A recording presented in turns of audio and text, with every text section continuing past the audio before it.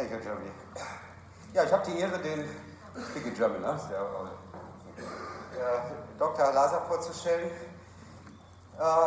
Wir haben bereits eine lange Zeit gemeinsam hinter uns. Ich habe ihn kennengelernt, when we met first time? 2014 or 2013, in fact. I think it was earlier in Dover. Yeah, in Dover, yes. I think it was 2010 or 11. Same management, yes. Yeah. It was early, yes. Ja. Right. Ja, wir haben damals es wirklich geschafft, die Geräte, die Sie hier sehen, auch in Amerika zertifizieren zu lassen von der wirklich strengen FDA. Und ich habe mir damals gedacht, jetzt muss ich nach Amerika und muss mir die besten Ärzte suchen, die das dann dort bekannt machen. Und Dr. Laser arbeitet damals in einer Praxis in Dover. Dover ist Delaware, ne? Delaware, yes. Delaware, ne? An der Ostküste. Ja, und ich habe dann ein Gerät dagelassen und habe ihn dann ein Jahr später wieder getroffen und er sagt, das ist ein Wahnsinn, das Gerät. Und besonders der blaue Laser hat ihn wahnsinnig fasziniert. Ne? The blue laser was the most important one for you. Die Frage, warum Blaulaser? Und jetzt komme ich gleich zum Thema. Blaulaser habe ich heute Morgen schon berichtet, dass wir hier Stickstoffmonoxid freisetzen können aus der Blutbahn und das ist eigentlich sein Gebiet. Er ist also Specialist von Nitromedizin, hat dort viele Entwicklungen gemacht. Es sind auch verschiedene Supplemente, die also zusätzlich dafür entwickelt worden sind. Und er wird Spezialist auch für diese ganzen Dinge wie oxidativen Stress, Nitromedizin, für degenerative Erkrankungen, immunologische Erkrankungen, chronische Entzündungen. Und er ist sicherlich einer, der unglaublich gut mit Literatur beschlagen ist. Und manchmal sind seine Vorträge doch etwas kompliziert, aber auf der anderen Seite hat er so ein unglaubliches Fachwissen. I told them nitromedicine is your special for interest for all this complicated chronic disease, inflammation, immune process and everything, and blue laser, and especially nitromedicine, oxidative stress. This is all your specialty.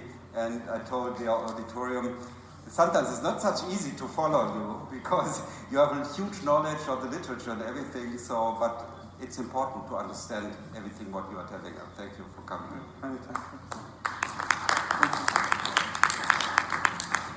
Good evening. My name is Dr. Halas. I'm the CEO of Nitromedicine, and you can note that my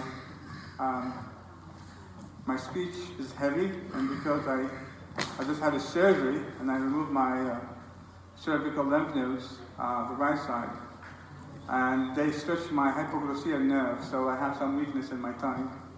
But I think you can understand. So basically, nitromedicine, yes, it is a new field of medicine, and we are managing all kinds of oxidative stress-related diseases, and we are developing protocols, diagnostic and therapeutic, to manage all kinds of oxidative stress-related diseases. And we find out all chronic diseases out there of all different specialties, they have a common denominator, which is abnormal redox potential or abnormal redox. And that's a common denominator, and that's what we are focusing on.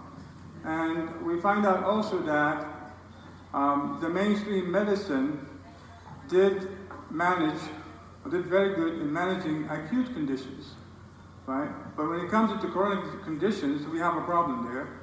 And the reason, because we are missing part of biochemistry, of pathophysiology, which is called redox biochemistry. And I'm trying to shine the light on redox biochemistry because it affects almost all your genes and enzymes of your body. So is this a new field of medicine? Yes.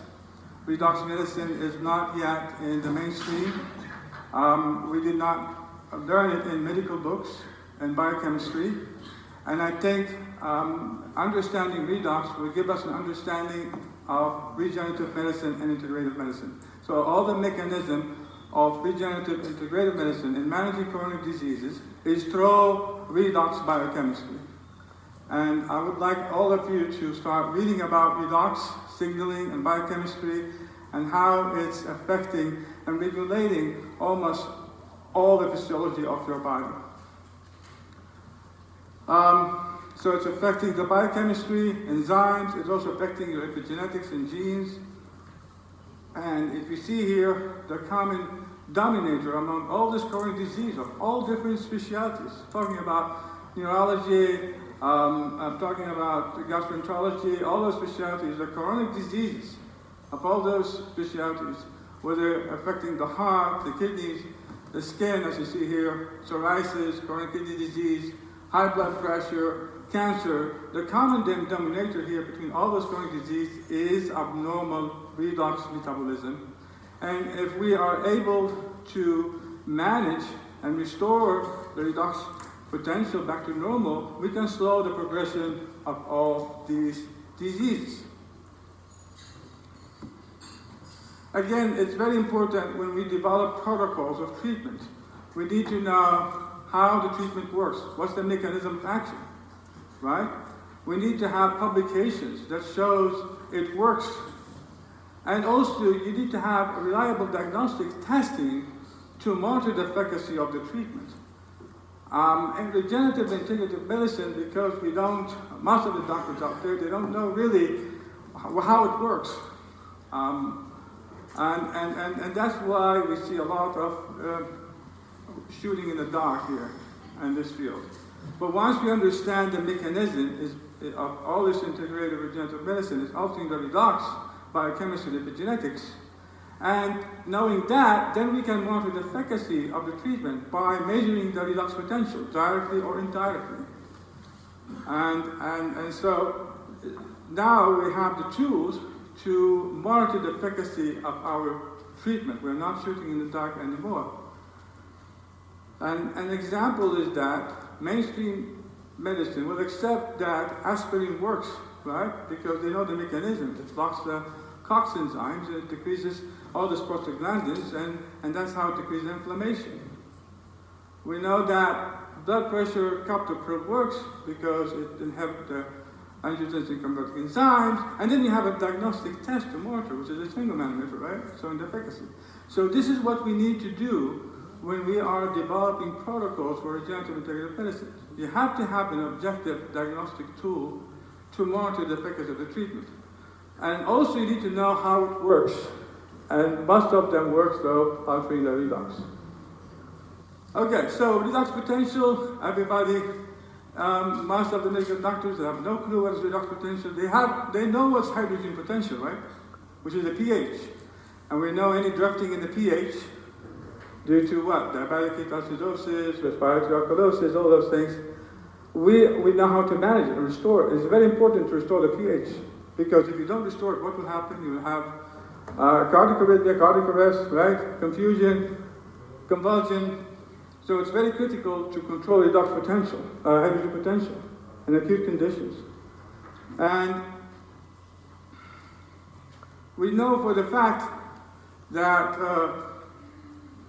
the redox potential and hydrogen potential, we need to know the difference between them. Hydrogen potential means what? The affinity of a substance to attract protons, right? That's the pH. Redox potential is the affinity of a substance to attract electrons, so it's different. And the range of the hydrogen potential, the pH, is how much? In the body, normal, 7.35 to 7.45. In the cells, the redox potential inside the cells, it's around 400, minus 400 millivolts to 170. When it goes above 170, you will induce apoptosis and you kill the cells. Okay, so now that we understand that, the cell cycle, you know the cell cycle, you remember those? G0, G1, S1, you remember when we studied that in biology, right? And we learned that those cell cycle controlled by phosphatase and kinase, you remember that? But the fact is that phosphatase and kinase, those enzymes are controlled by redox potential. So the real control of a cell cycle, or what drives the cells to divide and proliferate and die, is the redox potential. So what will happen here, when the redox potential goes up from minus 400 all the way up to minus 240 millivolt, what will happen here? The cell will start dividing. That's the way the cell to divide. When it goes to minus 220, the cell stops dividing. When it goes to minus 200, it starts differentiate. And when it goes above 100, minus 170, redox potential, free radical goes hard, what will happen? It induces apoptosis. And if you go more up, you end up with necrosis. So now the cell cycle is controlled by redox potential, right? Knowing that, then we can understand the mechanism of photomedicine, how photomedicine works. Photomedicine do buffer the redox to the level where it stimulates the stem cells. So if it is, if the redox potential is low, it brings it up to minus 240 and stimulates the cells to divide. And if it's high, it drops it down. So photomedicine works by buffering the redox to the level where it helps to stimulate the stem cells, which is around minus 240. Photodynamic, how it works? You put the photosensitizer, they absorb the light, they excite the electrons, they generate free radicals, they increase the redox potential, right, above minus 170, minus 150, and it induces what? Apoptosis and kills the cells. So see, it's very important to understand redox potential here. So we can understand how photomedicine works, how photodynamic works, how ozone works, how acupuncture works. All the regenerative integrative approach works through altering the redox, optimizing the redox potential. Okay.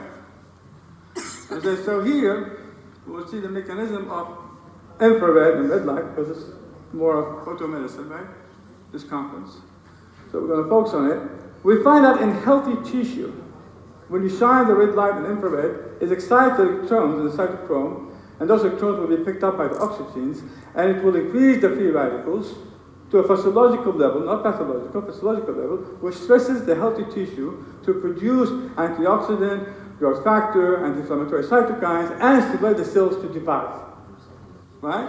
So this is how the mechanism of light, infrared and red, works on the cytochrome oxidase, excites electrons, generate free radicals, physiological, and stress the healthy tissue to divide and proliferate and express their genes or proteins, right? So those lights, how they excite electrons, right? Picked up by oxygen and shift the redox to oxidation. Healthy tissue. What about the pathological tissue? Hypoxic tissue or tissue that's already been hypoxic, right? So when you give them infrared and red, what will happen? They excite electrons, but instead of going to the oxygen, they move to what? To NAD, because you have too much of NAD there, right? Not to the oxygen anymore, to NAD. It's called reverse electron transport chain. Learn it, read about it, reverse electron transport chain. And what will happen when you reduce the NAD, you become NADH, you reduce the glutathione, you shift the redox into what? Reduction. So basically the light works by buffering and optimizing the redox potential, right? Which will help to stimulate the cells to divide, proliferate, differentiate, right? All right, good enough. So a little bit different here, all right? What about the blue light? How it works? It works through the hemoglobin. It releases the nitric oxide from the hemoglobins, right? And what does the nitric oxide? Does all the good stuff, right? It stimulates stem cells, nitric oxide. It opens up the blood vessels, right? There are a lot of good stuff about nitric oxide, modulate the immune system. In the beginning, when I've been involved in photomedicine, and I reached out to Dr. Michael Hamblin, I say, how the light works? He's a Harvard Medical School professor. He said nitric oxide. So nitric oxide. Took the nitric oxide. And I started studying about the benefit of nitric oxide. And a huge benefit of nitric oxide. But nitric oxide itself is not a complete story. Nitric oxide, you can say it's a redox modulator, but there's other redox modulators that involve as well in photomedicine mechanism of action.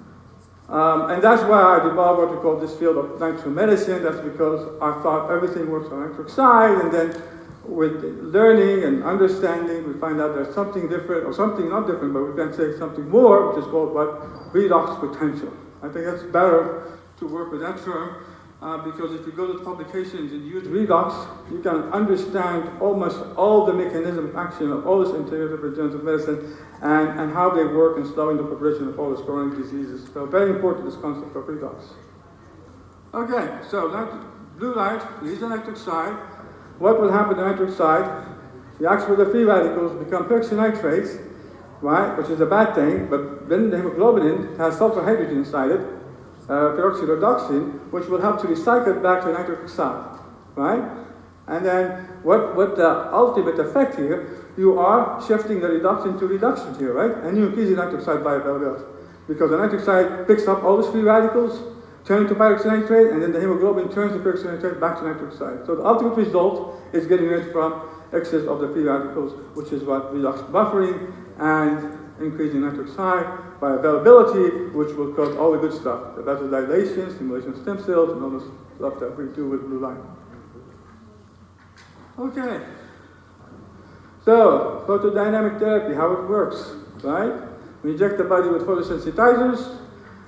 Me and Dr. Weber, we are taking those photosensitizers, we put them in nanoparticle. Why nanoparticle?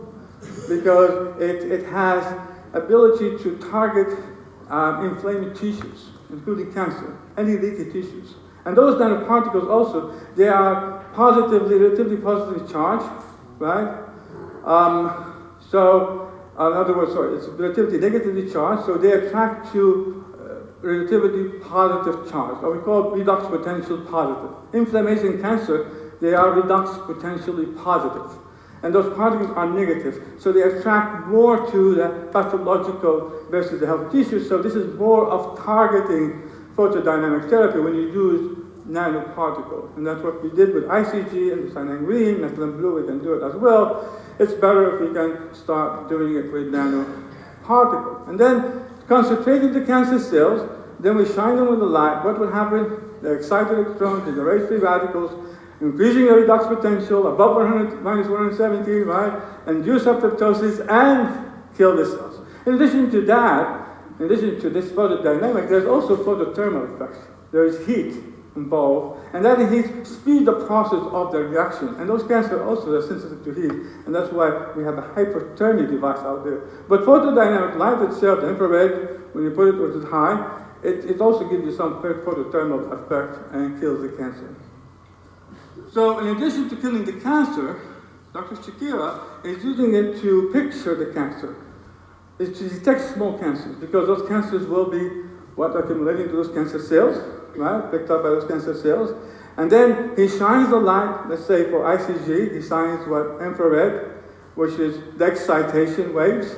And then what will happen, you get the emission waves, and in the emission waves he picks it up with his spectrophotometer device. It would be nice if we can interface optic image of this with ultrasound. If we did that, then I don't need to have all my lymph nodes to be removed. And it's being published in articles out there when you have somebody has recurrent hepatic carcinoma, and what I have is just they remove all my thyroid cancer last year, and they remove my lymph nodes on my left side. 30% of my lymph node was being affected, right? But he left one cancer cells there. And then I started doing all the photodynamic therapy after that, after I know this. I was able to control the spread of the cancer, because when we find by ultrasound that there's a cancer lymph node left, they did not remove it. But he did also other ultrasound with other lymph nodes, and they are hypoechoic, which means that especially they have cancer, but not necessarily having cancer, right? So he said, well, I'm going to remove this, and I'm going to repeat the central, and I'm going to do all the right. And before doing that, I was doing photodynamic therapy, I was doing methylene blue, I was drinking it, cameratic cancer, shining light.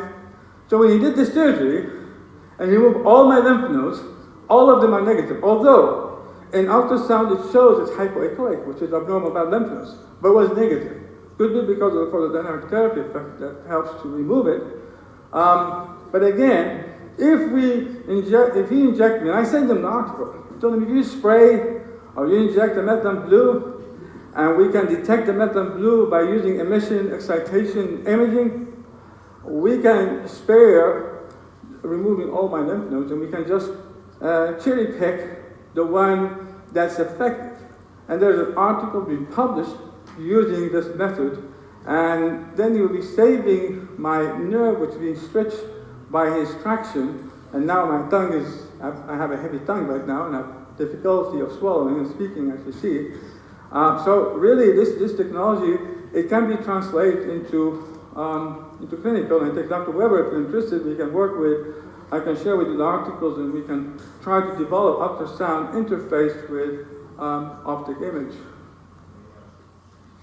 All right, so I have my dad also has cancer, and I went to Dr. Weber, and we did photodynamic therapy. He was diagnosed with hypopharyngeal squamous cell carcinoma, and he has squamous cell carcinoma in his skin. So we did the Methylene Blue with red light, 660. I was able to eradicate the skin cancer completely. And hypopharyngeal cancer, yes, you have difficulty of eating and very difficult swallowing. And we did photodynamic therapy for almost 2 months. And it was kind of not continuous, it was some interruption there, but he was improved.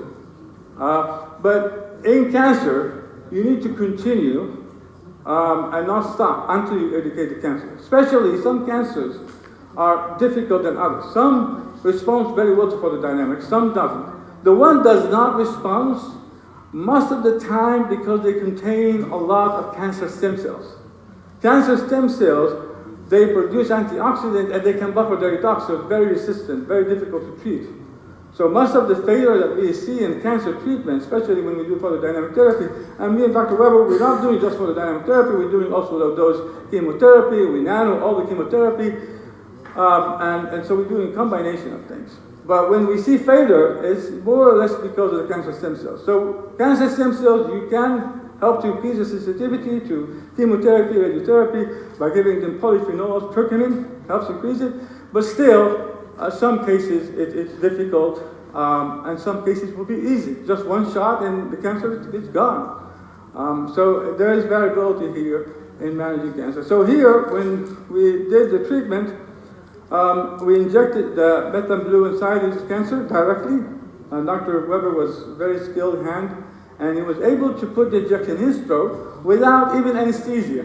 That's difficult because you have a gag reflex. So really, I tried myself and I was unable to do it, but he did it, which should be very skillful in putting that injection to the tumor without anesthesia, that's very hard because if you gag reflex and the needle is there, you traumatize the whole area. And then we put the fiber optic inside his nose. We don't go to the mouth because gag reflex, nasal, all the way throat, shine the light, and we were able to kind of improve the patients. I don't say eradication yet. But then I took him to Egypt, and now he's doing radiotherapy, and I'm going to take him back again to do photodynamic therapy, possibly proton therapy. So in some cases, the cancer are very resistant. But the good thing about him, it's still local, does not spread. Even containing the cancer is a success in cancer treatment. The other thing that we do in photodynamic therapy, not just cancer, but also we can treat chronic infection, right? Leishmania. Patient with Leishmania. We put Methylene Blue, they stick into the inflammatory area. The best photosensitizer that attracts to inflammation is Methylene Blue among all photosensitizers out there. And then you shine with red blue light and see the Leishmania completely healed, destroyed. And Methylene Blue is very cheap, right? And it's not just me, other people did it, so nothing came out of the blue, so it's supported by publications and articles. Used Methylene Blue for treating breast cancer, hypopharyngeal cancer, and all those articles, and Leishmania too. Here's the squamous cell carcinoma of the skin. See how it's been stained with blue light, and then completely eradicated.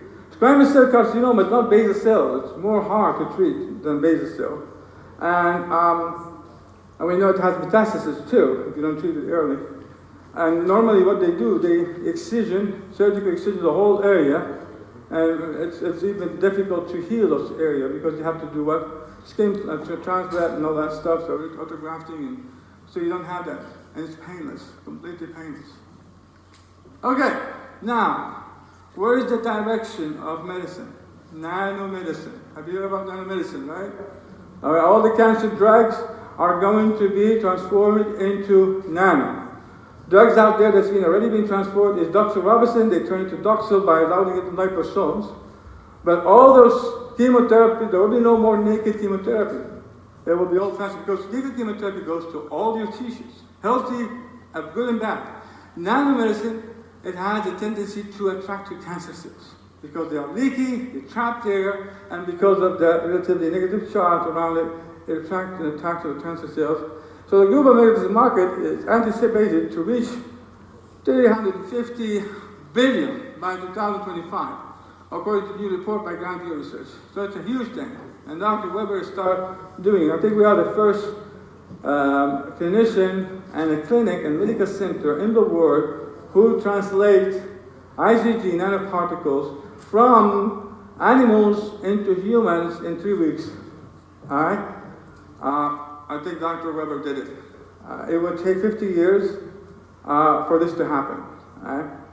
The development of novel nanotechnology-based drugs and therapy, not just cancer drugs, but also antibiotics. If you have antibiotic resistance and you want to break the resistance, wrap them into nanoparticle, and Dr. Weber does have a very good lab here in Germany who are specialized in doing nanomedicine, and I'm going to be involved in helping them to do even more. All right, so here, nanomedicine, evolved therapies that have fewer side effects, yes, because it does not go to everywhere. It only targets cancer cells, much effective than traditional therapies in practice of cancer. Application of nanotechnology-based contrast reagent for diagnosis, and this is what Dr. Shakira is doing, right?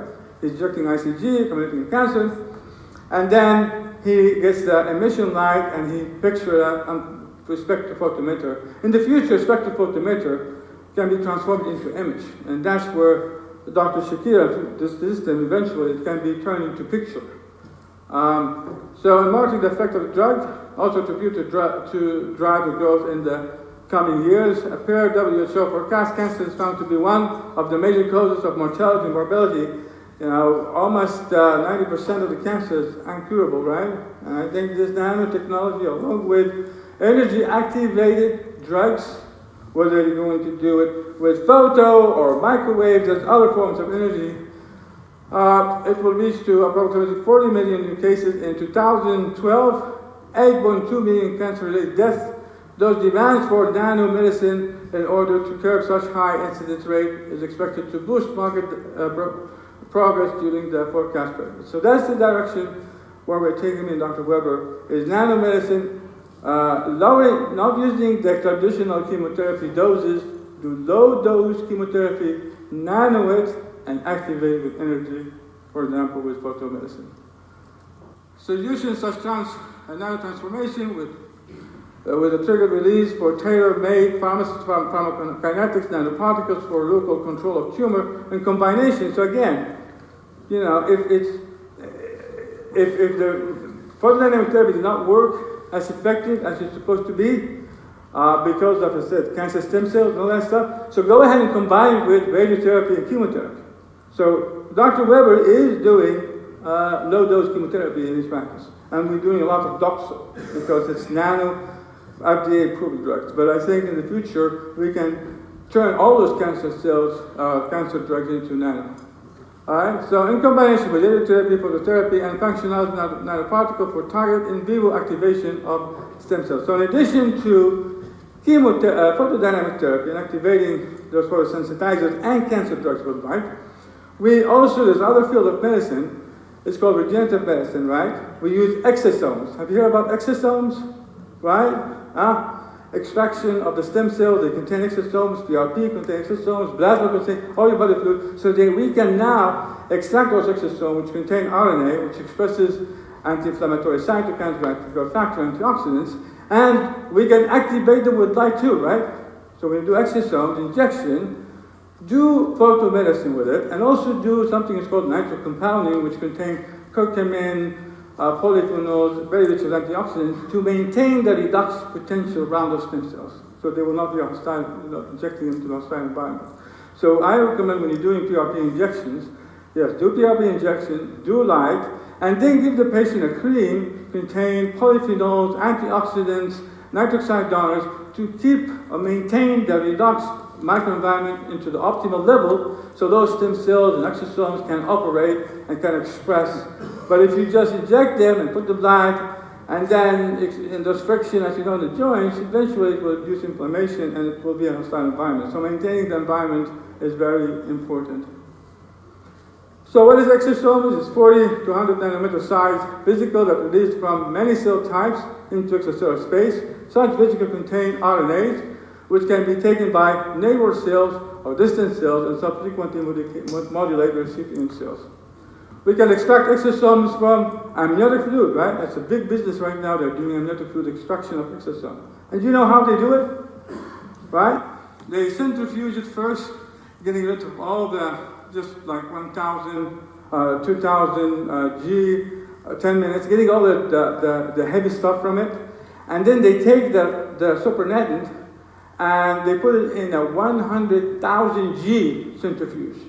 And that will squeeze all the exosomes in the bottom, and they take the bottom and they start selling it for 5 mil for almost $1,000 to $1,500. But you can extract exosomes from any fluid of your body with this technology, with ultra-centrifugation.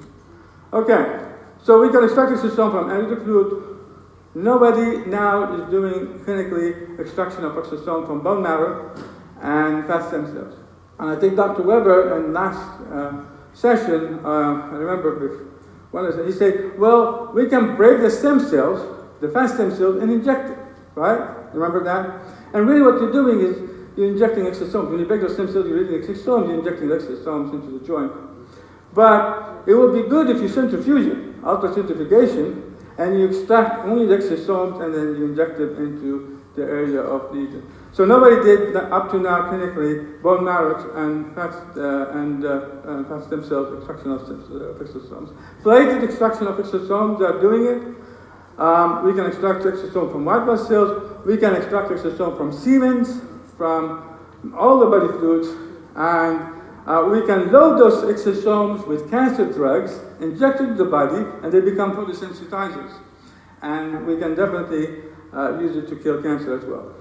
So, recommended regenerative medicine therapies. An orthobiologic application. I don't want you to do bone marrow and fat stem cells when you inject into the joint. It's not, you don't see much of effectiveness above leukocyte-rich PRP. Leukocyte-rich PRP is enough, because those PRP are rich with exosomes, right? So while you're doing stem cells and fat stem cells, if you're doing the PRP and they are containing exosomes, before they think, oh, it's all about the number of the stem cells that you inject, increase the efficacy of your treatment. The reality is no, it's all about the number of the exosomes. And if the PRP contains exosomes and bone marrow and fat stem cells contain exosomes, really you don't see difference. Now what's the difference here you want to make, enhance the PRP? You don't just inject PRP and expect a garden of roses, right? Inject the PRP, activate it with light, photomodulate with light, keep the leukocyte, white blood cells, don't remove it because it contains peripheral blood stem cells, and put the topical nitric compounding, which is very rich with antioxidant, to maintain the redox environment around us. So you will not be in a hostile environment from the friction of inflammation of the joints. If you do that, that will be enough. Now, don't do 10 ml of blood, 20 ml of blood, and extracting platelets and inject the joint. That's not enough. Go for 100 ml of blood. More platelets, more exosomes, more efficacy. So the 20 and 10 is not as effective as 100 to 200. You can go up to 200 ml of blood and extract the platelets, inject it there. And what about the plasma? If you have ultracentrifugation, you ultracentrifugation, the plasma that's left, and you get exosomes, right? All right. Cosmetic procedure, what you would do. Micrografting and nanografting. I think the highest skilled person that I know who's doing it worldwide, Dr. Weber. Micrografting and nanografting for cosmetic procedures, better than the synthetic hyaluronic acid and those synthetic collagens, right? Take fat, process it, inject it into the body. But of course, you need to process it with those filters of micrografting and nanografting, activating them with light, and put that cream that was rich with antioxidant to maintain the redox. Okay. What about systemic diseases? Systemic diseases, like what? Like neurodegenerative disease, autoimmune, chronic inflammatory diseases. Yeah, and that term, use exosomes, right? Inject them. It would be good if you injected the area of the lesion itself. So let's say if you have neurodegenerative diseases, intranasal is the best method. If you have systemic, use inhalation and gets into the lung, it goes on. IV exosomes, it may work in systemic diseases, but it's better if you target into the area of the lesion itself. And if you want to do systemic IV, I prefer using your family member amniotic fluid exosomes or your own bone marrow and fat stem cells exosome. It's not in the market yet, the exosome extracted from fat and bone marrow stem cells. This is something we can develop. Me and Dr. Weber developing the kits and start selling it. I think it's good to do that. Then you can take the exosomes from your bone marrow and inject it into the blood. That's possible. Okay. Exosomes can be also extracted from white blood cells, and we can use for cancer, right? Okay. 3 minutes left? Well, again, this is what I just spoke about, leukocyte-rich PRP, centrifuging the blood, trying to take 200 ml of blood instead of 20 and 30, do the centrifuge, the first one, right? Get all your platelets and white, and get rid from the red blood cells first, right? Why red blood cells are bad? Because they contain iron, and they are free radical generators. You don't want them. And then do the second centrifuge, which you squeeze the platelets and the white blood cells, get the bottom of those white blood cells and platelets, activate them with light, inject them into the tissue, and use nitrocompounding. This is the photomodulation. Now, I have a case here with RSD, difficult to treat, and I use the light therapy, I use nitrocompounding, topical cream, and light therapy targeting to the sympathetic ganglions, and he's back normal to his life after years of suffering and pain. You can read this from the articles. I have only 2 minutes left, so there's not much there. So go ahead if you have any questions. Thank you so much, Dr. Malasa. We do have a few moments to take some questions, so... Yes? Let me just see if it... No, you have all the questions today, so why not?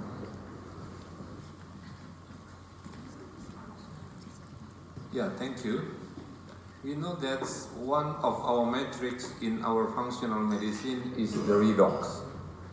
So with improving the redox, the potential redox, it could be improve the anabolic or the catabolic balancing in our body or not. My second question, in our practice, we use the stem cell, specifically is SVF, stromal vascular fraction. So after we do the SVF stem cell, we maintain it with the PRP. Mm-hmm. Please comment on this, any disadvantage or advantage on doing this? Thank you so much. Okay, let's go with the second question. You said you're doing bone marrow, you're adding it to the PRP, injecting it into the joint, right? So what I'm trying to say is that, why are you doing the bone marrow stem cells? Why you don't just do PRP only? Because bone marrow stem cells, it's not about the number of the stem cells anymore. Because we're not doing any regenerative effect, and you're not building cartilage. Right? Anybody say I'm building cartilage for a patient with 50% of his cartilage being messed up is lying to you. What we're doing, we're slowing the progression of degeneration of the cartilage, and most of our effect is to increase the synovial fluid secretion and the lubrication. But we're not building any cartilage here. And if we can do it with PRP, along with light, along with some nitrocompounding, which is more affordable, and it's as effective, and leukocyte-rich PRP, they contain peripheral blood stem cells, you don't need to dig into the bone marrow, and you're not really building cartilage here. So it's more efficient to just do photomodulated leukocyte-rich PRP along with nitrocompounding. I believe it has better effect than just injecting stem cells once every 6 months or 1 year, expecting that those stem cells will generate cartilage. So that's one question for you, and there are studies about it. The second question, yes, if you improve the redox potential, you slow the progression of all your chronic diseases. right? Because the pathophysiology of muscle-acquired disease is due to abnormal redox. So once you restore it, you can improve the metabolism. Example, insulin resistant, right? You can improve it by giving the patient alpha-lipoic acids, antioxidants, right? It helps to buffer the redox because the free radical is the reason why you have insulin resistance. It combines with those receptors, down-regulate them, and they become resistant to insulin. So once you buffer the redox, you improve the insulin sensitivity here. So how you can improve the redox potential is not just giving supplement. It's a lot of things need to be done. It's like a tire with many holes, right? So you need to fix the microbiome, right? That could be a source. Leaky gut syndrome can be a source of free radicals. That's one hole. You need to give them, yes, antioxidants. Have you heard about ketone diet? Recently, in a trend, and a lot of doctors are moving to that direction of ketone diet. Anybody hear about ketone diet? Anybody is practicing ketone diets? Raise your hands. So ketone diets is basically no more sugar, no more carbohydrate. Give them eat all you can eat meat. Vegetable is good. And the reason, because we find among amino acid, fatty acids, and glucose, the most toxic and stressful to the cells is the sugar. Because the sugar, once it gets combined with the receptors of the cells, it induces free radicals. Others, they don't. And when you do that, you mess up with redox potential, you increase the insulin resistance, and definitely you will have this kind of fatigue and tiredness. Once you get rid from carbohydrates, right? Get rid from it, and eat all you can eat, meat. Whether it's red or white meat, doesn't matter, okay?